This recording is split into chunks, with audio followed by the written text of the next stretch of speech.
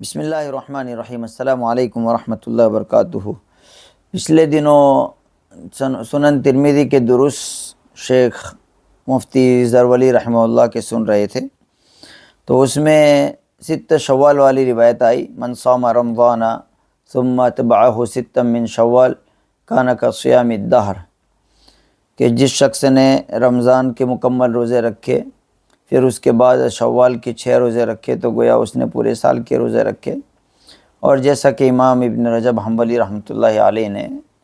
اس کی شرح میں بیان فرمایا کہ من جاء بالحسنۃ فلہ عشر امثالھا، جس شخص نے ایک نیکی کی گویا اس نے 10 نیکیاں کی، تو رمضان کی 30 روزے ہو گئے 300 کے برابر، اور شوال کے اگر 6 رکھ لیے تو گویا 2 مہینوں کے مزید ہو گئے تو 360 ہو گئے، تو اس طرح یہ پورے سال کا ثواب ہو گیا۔ مفتی زرولی رحمۃ اللہ علیہ نے بہت تاکید کے ساتھ کہا ہے کہ بھئی یہ روزے مکروہ ہے، اور مکروہ تحریمی کے درجے میں یعنی ناجائز کے درجے میں ہے امام مالک اور امام ابو حنیفہ رحمۃ اللہ علیہ کے یہاں۔ ابتدا میں سنا تھا تو تھوڑا تعجب ہو گیا تھا، اس لیے کہ اس کی طرف کبھی نظر نہیں گئی تھی، پھر مزید تحقیق ہوئی، امام صاحب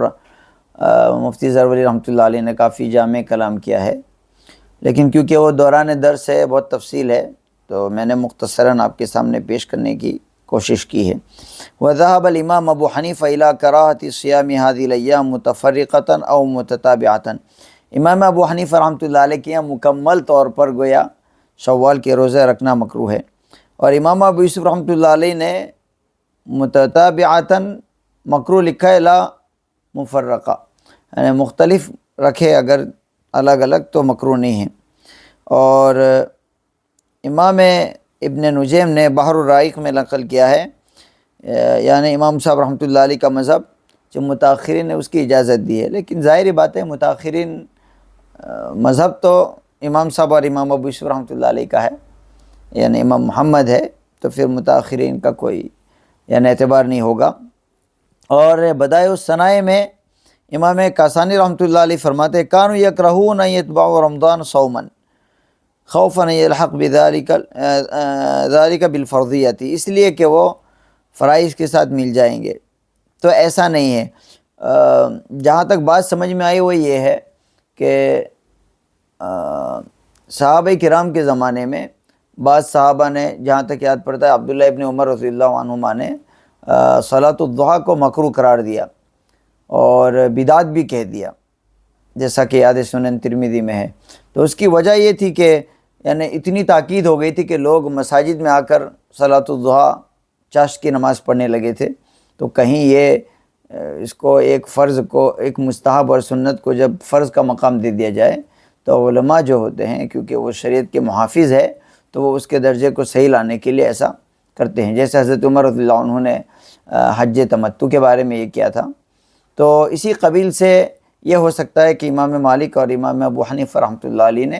ان روزوں کو مکروہ قرار دیا ہو۔ امام مالک رحمۃ اللہ علیہ کا تو قول اور بھی سخت ہے، وہ فرماتے ہیں کہ میں نے اہل مدینہ میں سے جن کا اعتبار کیا جا سکتا ہے، یعنی جن حضرات کا درجہ ہے جو علماء کے مقام پر پہنچے ہوئے ہیں اور بہت زیادہ اعلیٰ مقام پر ہے، تو ان حضرات میں سے کسی کو میں نے شوال کا روزہ رکھتے نہیں دیکھا، تو گویا امام مالک رحمۃ اللہ علیہ بہت زیادہ تاکید کے ساتھ یہ کہہ رہے۔ اما الامام مالک فالمعروف عنہ انہ قائل بالکراہۃ وقد جاء فی الموطأ، قال یحییٰ وسمعت مالکا یقول فی صیام 6 ایام بعد الفطر من رمضان انہ لم یر احدا من اہل العلم والفقہ یصومها، یعنی اہل علم اور اہل فقہ یعنی فقہاء اور علماء میں سے میں نے کسی کو بھی اس کا روزہ رکھتے نہیں دیکھا۔ وَلَمْ يَبْلُغُنِي ذَلِكَ عَنْ أَحَدٍ مِّنَ السَّلَفِ، اور سلف میں سے یعنی صحابہ تابعین طب تابعین میں سے کسی سے مجھے یہ روزہ نہیں پہنچا۔ یہ مختصر سا کلام ہو گیا، اور ساتھ میں جو ہے سامنے پیش کروں گا انشاءاللہ ان حضرات کے اقوال کتابوں کے ذریعے سے۔ بہرحال یہ باتیں علماء کے لیے ہے، علماء جس میں جو چاہے اختیار کرے اور اس پر وہ عمل کر سکتے ہیں۔ واللہ اعلم بالصواب۔